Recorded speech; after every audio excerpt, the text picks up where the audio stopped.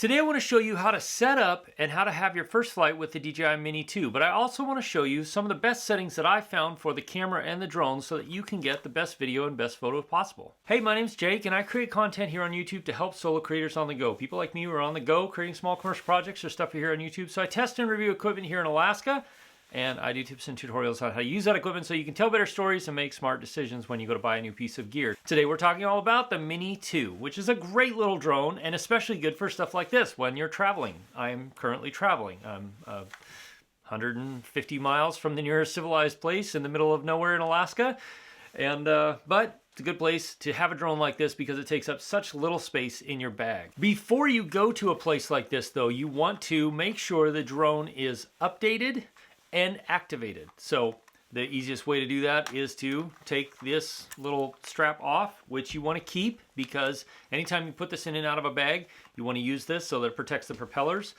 And you can unfold your drone by putting these two legs out first, the top two legs out first, and then unfolding the two bottom legs. Next is the gimbal cover. The easiest way to take the gimbal cover off is to put your thumb on the bottom, pull it off, and then the whole gimbal cover comes right off just like that. You also want to keep the gimbal cover on anytime you're moving, traveling from place to place because the gimbal can be rather fragile and you definitely don't want to break it. A few things about this drone: it has no obstacle avoidance, so it's 100% dependent on you to make sure you don't crash into anything. But it is a great drone to fly in tight spaces because it is so small and it's really stable. But before you fly in tight spaces, you want to go out to a big open area for your first flight. We'll go out there in a minute. And fly really slowly and really carefully to get a feel and an idea of how the drone flies and what the sticks make the drone do. You want to do that for a bit to build up muscle memory so that every time you go out and fly your drone, you know, and you have to think less and less about what the sticks are doing and more just what you want the drone to do. So go out, find a big open field, a good safe place to fly, and do your first flights there carefully, gently, and we'll talk more about that here in a minute. But the drone. These propellers are held on by screws. You get one with you and you get some spares. It's important to match the direction, the way the propeller is bent with whatever the ones that if you have to change them, if you break a propeller, it's important to match the propellers exactly because these are built to rotate a certain way and not another direction. So if you don't have all the propellers rotating the way that they are supposed to, your drone won't take off or it'll flip over and do more damage than it already did. I already showed you how to take the gimbal cover off, but here is the power button. Whenever you turn this on or turn it off, you're going to push and then push again and hold it until these little lights light up all the way. I don't have a battery in here right now, so it won't. And then down here at the bottom are two sensors that tell the drone how close to the ground it is, and then they also help for it to hold its position when it's just hovering above a point. You always want to make sure those sensors are clean. And then we come to the back here. This is where your SD card goes in. And this is where you hook up the USB-C cable, which will charge the battery in the drone. If you have a battery in here and you want to charge it, you can just plug in a USB-C and put it into a power outlet. But it will also allow you to transfer videos and photos from the drone directly to a computer if you don't want to take the little SD card out. So to put a battery in, you have the battery here. You can see here it has these little ridges with the little contacts. Those line up with these little contacts here. Slide it in, push it all the way until it clicks, and then make sure you close that back door because that helps keep the battery secure when the drone is in flight. Next up, we have the controller. This is a really nice controller. It's big, it feels good in the hands. It's a little larger than I like for traveling, but it has a great battery life in it and will charge your phone while you're flying, which is really great if you're in places like this where it's cold outside. So going over the controller, the sticks are put right here, so you can pull the sticks out and then they just screw in. Doesn't matter which side or which stick goes to which, but you just pull them out, screw them in. If you have enough space in your bag, you can leave the sticks on, but if you're going to be really squishing it into somewhere, you don't want to push the gimbals really hard for a long period of time, so take the sticks out and put them back there for when you're traveling from point to point. Going over the controller, you have a function button here, which can be programmed to a variety of different things in the app, so you can have it kind of set for your shortcuts to things, functions that you use regularly. Here you have your pause and return to home button. Very important. If the drone is doing any of the quick shots or any of the intelligent flights and you realize that it's about to hit something, or maybe you're doing something and you realize it's about to hit something, hit the pause button and the drone should come to a very quick stop and hover. Very important to remember that, especially when you're using those intelligent flight modes to be able to stop them quickly. If you double tap it, the drone will rise to the altitude that I'll show you how to set in the app in a little bit, and fly back to its takeoff point, back to its home point. The only way the drone gets home point is when there's enough GPS satellites, so you want to make sure that it says home point recorded on the screen before you start flying around, otherwise it may not return to wherever you took off. Next up, we have the switch that goes from cine, normal, and sport mode. That is something you definitely want to use. I recommend starting, there's a beginner's tutorial in the drone built in that you can start with that'll show you the basics of flight, of how to move and how to do different things. But when you're learning to fly, if you want to fly slowly, start in the cine mode. Also, if you're filming things and you want to get really smooth, really controlled motion, the cine mode is where I would go because it gives you really controlled, really smooth motion. Normal mode is what the drone always starts in. So even if you have the slider over on cine mode, but when you start the drone up, when you power it up for the first time, second time, third time, whatever, it always powers up in normal mode regardless of the switch. So then you'll have to switch it again back to cine mode. And then furthest over is sport mode, which is basically no holds barred. The drone goes as fast as it can possibly go everywhere it can possibly go. So if you need to go somewhere in a hurry, sport mode's great. If you want to get really fast motion shots, sport mode's great. But also your chances of crashing are a lot higher because you're going a lot faster. Next to that, we have the power button. Same thing, you can push and hold it. So you push once and then push again and hold that second push to turn it on. Same thing to turn it off. Push and hold the second push down. And then here we have the camera switch button, which allows you to switch between photo and video modes. On the front, you have the start and stop recording or take the photo button here. And then here you have gimbal control, which controls the pitch of your gimbal. It's useful to be able to fly like this or like this, thumbs, but always have a finger on your gimbal control because later on you may want to combine your gimbal movement with your flying to add a lot more dynamic motion to your shots. And then if you got the Fly More kit, it also comes with this 3-pack battery charger case, which has 3 places to put 3 batteries in there. You can charge it via USB-C power delivery. I recommend if you want to charge it the fastest that it can possibly recharge, use power delivery. But if you use regular USB wall plug, it will still recharge the batteries at just a much slower rate. But also if you push and hold this, it will turn this on and then you can plug something in here and charge something else. This will become essentially a USB battery power bank for whatever you've plugged into this USB cord here, which is pretty handy. So we're going to power everything on because the first thing you will need to do is activate everything and then also make sure the drone is, and the remote control and everything else is all updated to the latest firmware so that everything's good to go. Once everything is turned on and linked, you can hit the Go Fly button and the drone will be ready to go fly. Before we go out and fly our first flight, you want to make sure, one, your batteries are fully charged. This one is not because I've already been flying it. And also, before you take off, you want to make sure your satellite icon, which is the upper right-hand side of the screen here, is changed from red to white because that means it has enough satellites to lock on to its home location. So your takeoff point will be set. And if something happens, you need to return to home, it will return back to this point. Now, when you first power up the app, or when you first boot up the app on your phone, it'll come up to here. If you wait a few minutes, it will check for firmware updates automatically and let you know if there is a firmware update or if there's a FlySafe database update, and then you can update and go through the update procedure here.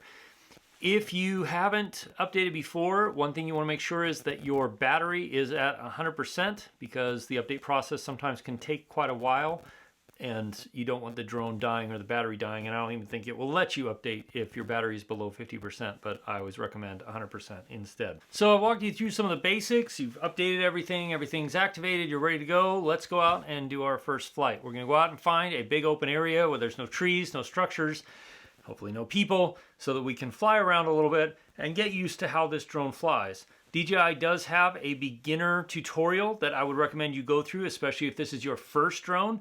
But if this isn't your first drone, you've already been flying drones for a while, and you have an idea of how to fly, then maybe just go out and start just flying in normal, just to get an idea and a feel for how the drone flies before you really go nuts and do anything crazy with it. First things first, just like I showed you back in the cabin, you turn the remote on, plug your phone in, have it ready to go, and then unpack the Mini 2, take the straps off.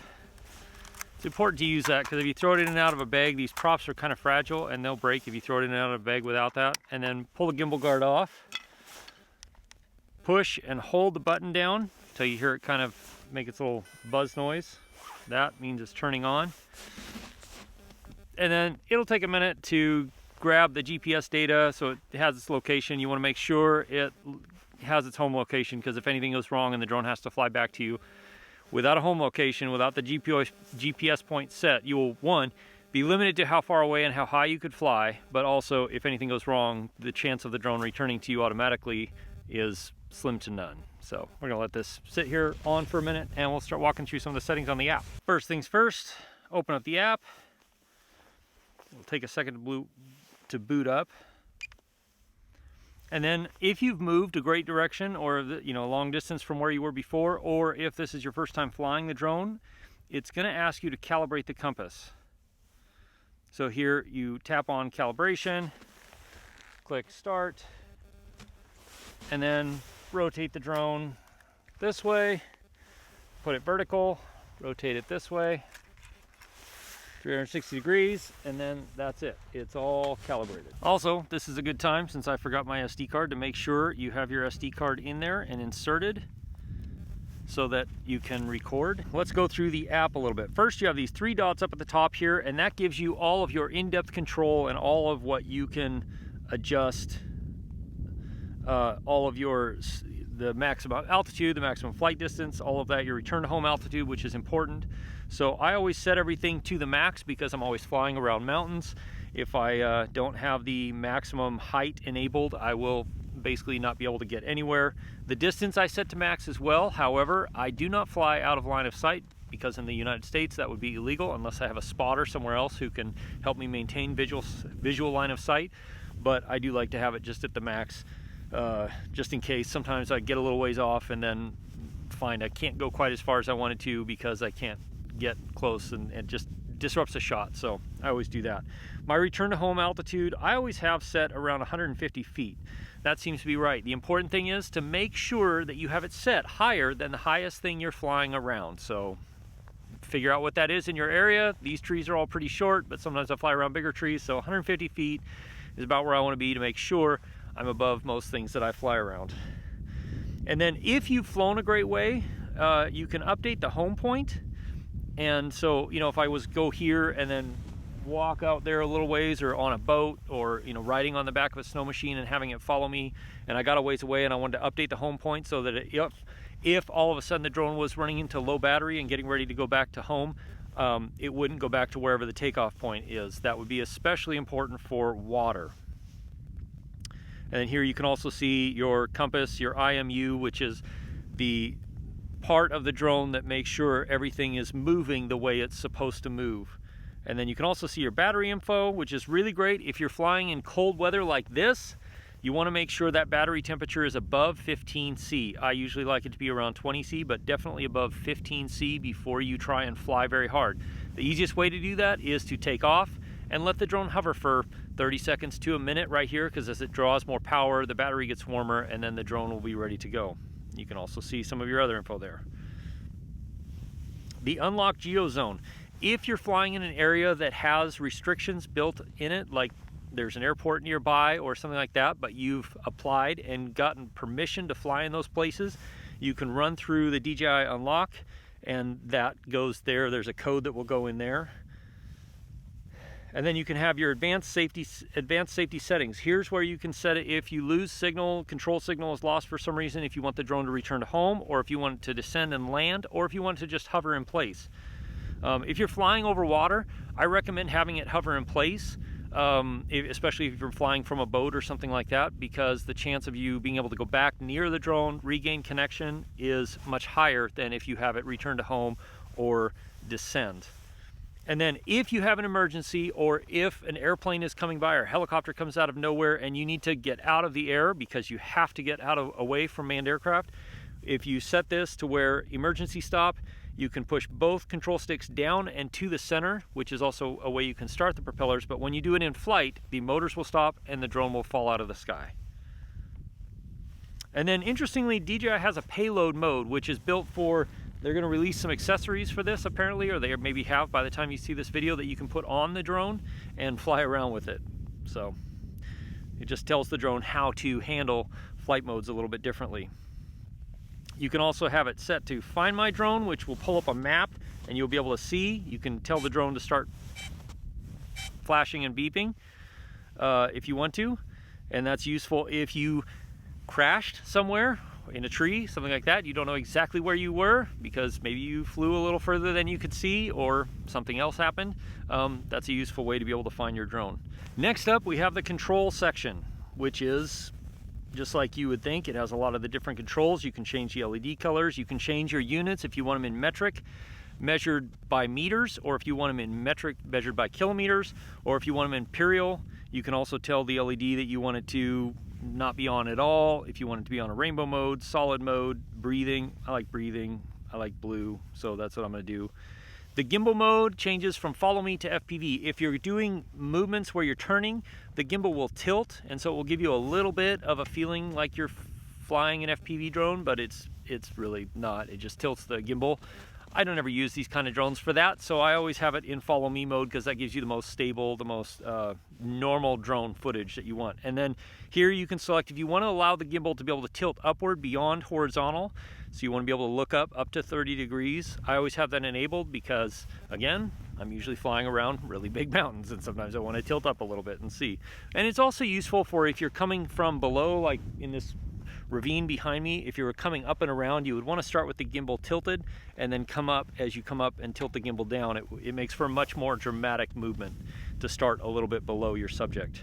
You can calibrate the gimbal here, and then you can also go into the gimbal advanced settings. And this is where I have my gimbal set. These are my gimbal settings because I like to have a fair amount of control over it as I'm flying around, because I combine my gimbal motion with my movements of the sticks and the drone flying a lot.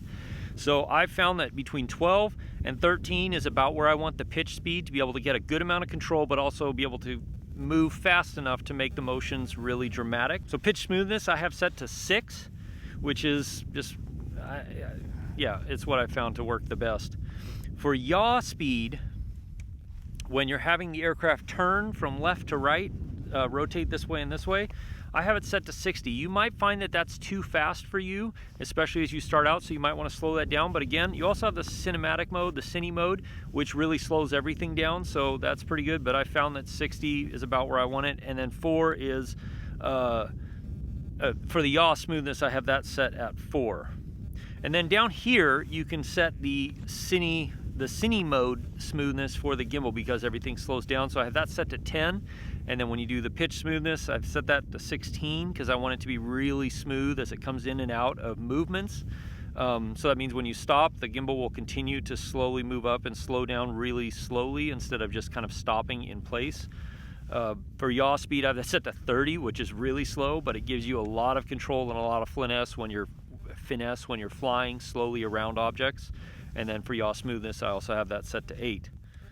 In sport mode, pitch smoothness is 0. It moves quickly. I want everything to move quickly. I have the pitch speed at 16. I might sometimes go as high as 18 depending on what I'm filming. Yaw speed is 130, fast, and yaw smoothness is 3. Again, that's because everything at that point is fast. It's very hard to make really good controlled smooth motions in sport mode. Another thing to note, especially if you operate in cold areas like this, is phone charging. You can turn that on. That will charge your battery on your phone, which will help your phone last just a little bit longer when you're out in conditions like this. It's currently maybe 15 degrees. There's a little bit of wind blowing. That's Fahrenheit. I'll put the Celsius down there. So those of you who are Celsius, you can go from there. And then you can also switch your stick mode from mode 1, mode 2, mode 3. I fly everything in mode 2, so mode 2 is what I use. But you can use mode 1 and it will show you the different changes from there. Here is also where you can customize the function button. So you can change it to be, if you want it to tap, you can have it do different, change different things. If you double tap it, it'll I have it set to switch between the map, so I can see the map full screen versus instead of the view. You can also calibrate your sticks here. And important, if you want to go out and fly, go through the flight tutorial first, because that will help you get the basics of what you need to do to be able to fly a drone without crashing it and without hopefully damaging your investment. And then we're into camera settings. So this is where you can change and edit all of your different camera settings. I have anti-flicker on auto. I don't fly around a lot of lights, so I don't find flicker to be that big a deal, but if you do, you can select 50 Hertz if you're in a 50 Hertz region, or 60 Hertz if you're in North America. Histogram, I do like the histogram to be on because you can see when you're overexposing and what kind of you're overexposing. You can also have an overexposure warning on. For grid lines, I like to use the rule of thirds. You can also add in the triangle or the diagonals if you want.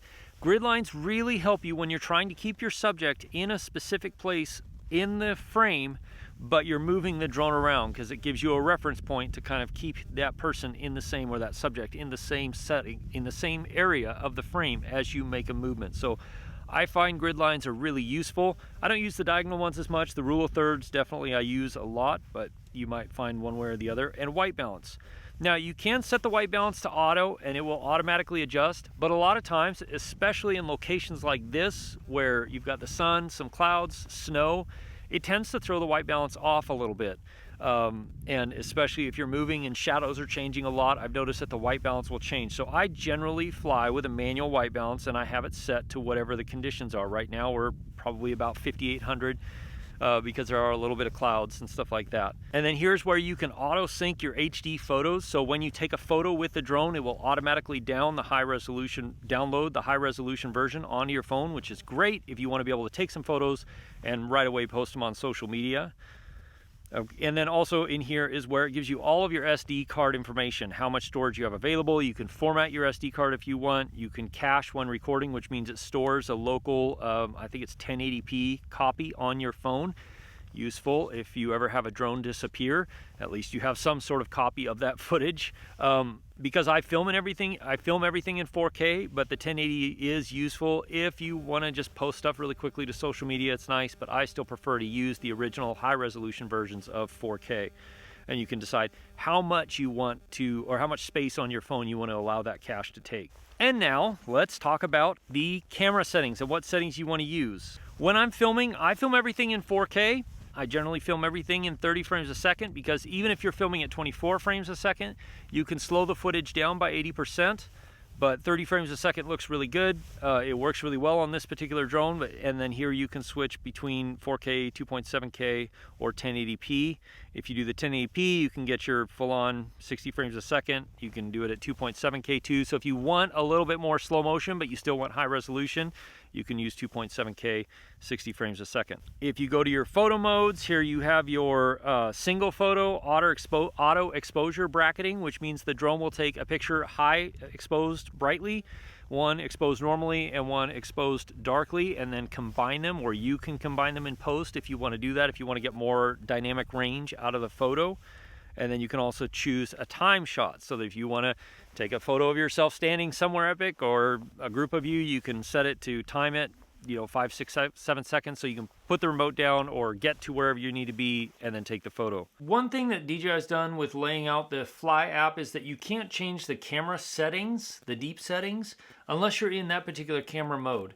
So I went out and shot a bunch of stuff and then realized I didn't show you how to change the photos, and so here we are changing the photos after the fact. But it's the same thing. You change into photo mode. So if you're in video mode, you hit the switch button, and then you go here, go to camera, the camera tab, and then you can switch from JPEG to JPEG plus RAW. I always shoot in JPEG plus RAW because I like the little bit of extra flexibility that RAW gives me. And then of course you have all of the same settings for everything else in here. You can switch between auto and manual white balance. You can have it auto sync the HD photos. And before we jump into the smart flight modes, the auto capture settings that this drone has on it, because you've got to actually be flying the drone to get into those modes. This is also where you can stop and start recording.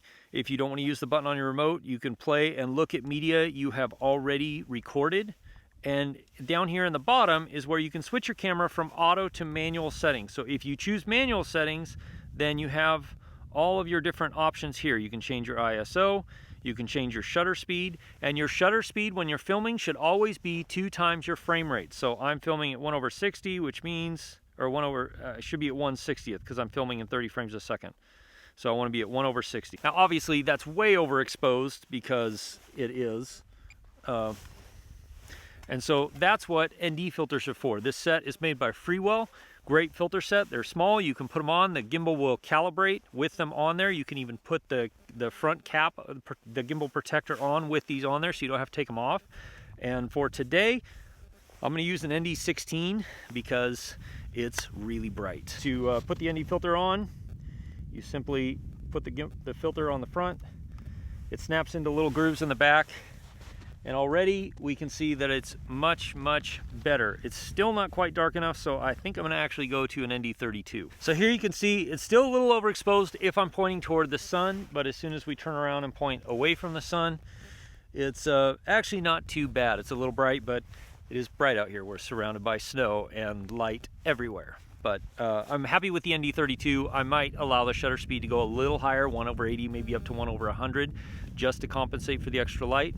But otherwise, this is gonna work out fine. For taking off, you wanna find a big open area because especially if this is your first flight, you wanna get the feel of flying the drone gently in a place where you're not gonna wreck into anything.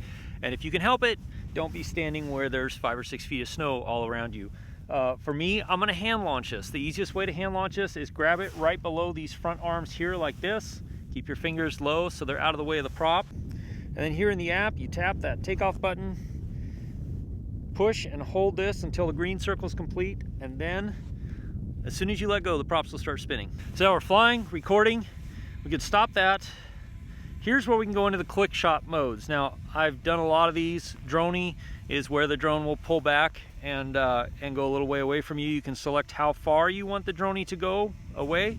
And it basically will pick you as a subject and then fly backward and then fly back toward you and record the entire thing. You can also do rocket, which basically pulls up over you and goes straight up. You can have it circle you around you doing the orbit. And you can have it do a helix where it goes up and around you slowly, gains altitude as it's going around you. Quick shot modes are a really great way to be able to capture good footage of you doing something out in locations like this or whatever you might be doing. Also, now that the drone's in flight, we can switch to photo mode, and I can show you where you can take a sphere photo. It takes a 360-degree photo and stitches it together. So if you post it on Facebook, places like that, people will be able to look around like they're standing wherever your drone is flying. You can do a 180-degree panorama and a super wide angle photo there as well. Now, when you're in the quick shot mode, by default, the drone will record the quick shots at 1080p, 30 frames a second. So if you want to change that, you take the drone off, switch into quick shot modes like we just did, go into the settings, go into the camera settings here, and then right here you have the resolution, 1080p, 2.7K, or 4K. I like everything in 4K, so I'm gonna select 4K, and then we're gonna call it good. So let's do a droney real quick. Bring the drone a little closer. You can tap on yourself. As soon as you tap on yourself, the drone recognizes you, and then all you have to do is push start, and the drone will give you a 3, 2, 1 countdown, and then start its droney, which is just a slow backup. Now the nice thing is it saves a full resolution video file on the SD card, but it also puts a kind of edited version on your phone that's a little bit faster, a little bit more sped up. And so if you want to share that to social media, it makes it pretty quick and pretty easy. And as soon as it's gone as far back as it's going to go, it's going to stop and come back and return to you. And then you're ready for your next quick shot. I'm not going to go through all these, but you get the idea. One thing, you want to make sure you're in an open area where there's nothing around the drone can run into, because it has no obstacle avoidance, it has no sensors to tell it if it's running into something. Make sure you have a clear line of sight, a clear flight path for anything you're going to do with those quick shots. Once you take off, and this is why, especially if this is your first drone, I really recommend you find a big open space, because then you want to get the feel of what it's like to fly. The stick on the left, up, is altitude. You go up and down, and then the drone will spin. The drone will spin left and right. This stick on the right, you go forward.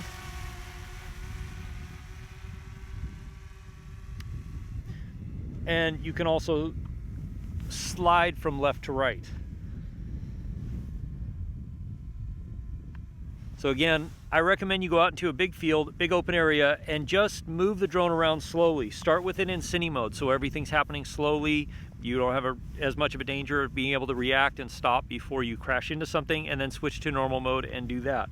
And then as you get going, you can do a little bit more advanced moves where you do things like orbit, do a manual orbit of yourself, which gives you a little more freedom and a little more flexibility of being able to go and do things in places that maybe the drone wouldn't be able to fly normally, or it'd just be a little bit harder, maybe not quite the orbit you want. Also, when I said that one thing you want to practice is doing all these movements manually, the orbits, the climbs and all that, is because then as you get better, you can introduce moves like this one. Basically, you can combine all of your controls together to get really interesting parallax shots. A few more things to note on the screen here. When you're in, it gives you an idea of what flight mode you're in up here in the upper left-hand corner of the screen. It also gives you your height and your distance, how high you are from your takeoff point, not how high you are from the ground, but how high you are from where you took off, and how far away you are from your takeoff point. And then it gives you your speed, both in how fast or how fast you're climbing or descending, and then how fast you're moving forward and backward. And you have your histogram, your camera settings letting you know that yes, you're not overexposed, all those things. And then up in the upper right hand corner, you can see a little satellite that tells you how many satellites you have locked.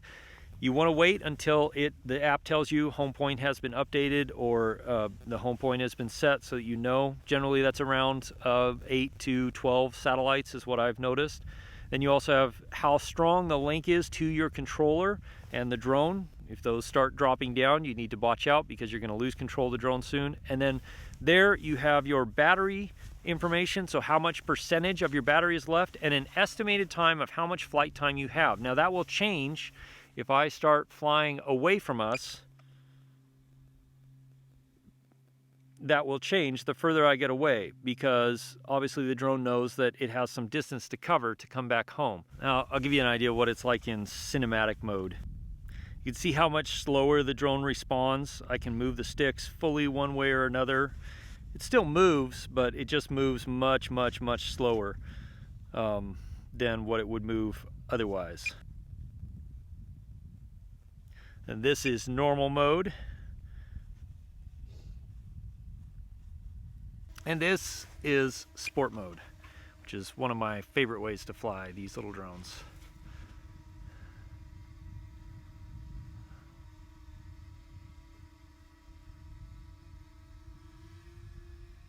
Now you can see sport mode is way faster. Everything is super quick. It's much more difficult to get smooth cinematic shots. Still not impossible, it's just much harder to do it without really messing something up. And then, once you've flown, you can hand catch the same way or land in the same space, but I'm gonna hand catch because everything's covered in snow.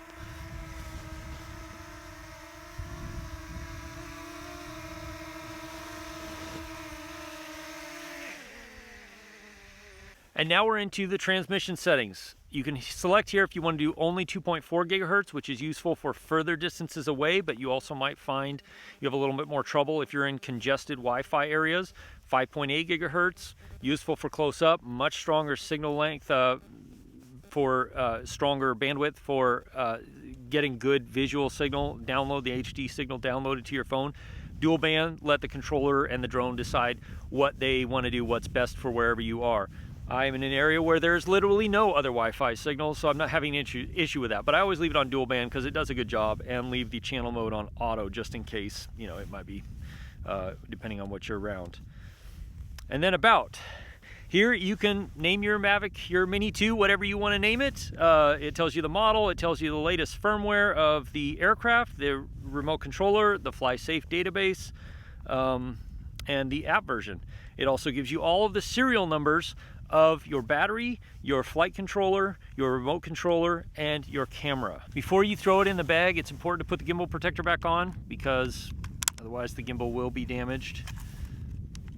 Push, double press and hold the button to shut the drone down.